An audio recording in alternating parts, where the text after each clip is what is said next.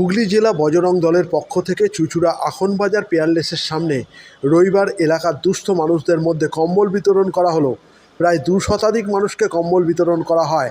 উপস্থিত ছিলেন বজরং দলের নেতা নেত্রীরা। পরে দলের এক সদস্য জানান, চুঁচুড়া থেকে প্রবীর ঘোষালের রিপোর্ট।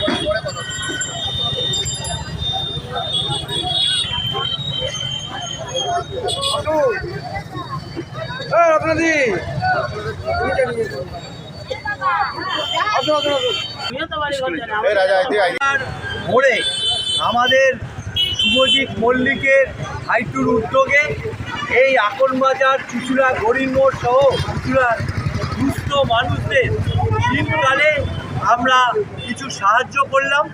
আমাদের প্রিয় ভাই ভাইটু শুভজিৎ মল্লিক এবং এখানকার যিনি বিশিষ্ট ব্যবসায়ীগণ রয়েছেন, তারা সকলে মিলে দুস্থ মানুষদের আজকে আমরা 200-র উপরে অধিক কম্বল, গরম বস্ত্র তাদের হাতে তুলে দিলাম এবং তাদের সুস্থ জীবন কামনা করলাম।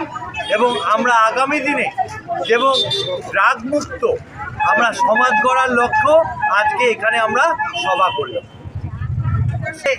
নেশামুক্ত সমাজ গড়ার লক্ষ্যে আজকে বিশ্ব হিন্দু পরিষদ বজরং দলের পক্ষ থেকেও আজকে এই আখনবাজার মোড়ে সভা অনুষ্ঠিত হলো। এখানেও ব্যাপক সংখ্যক মানুষ এই সভায় উপস্থিত ছিল।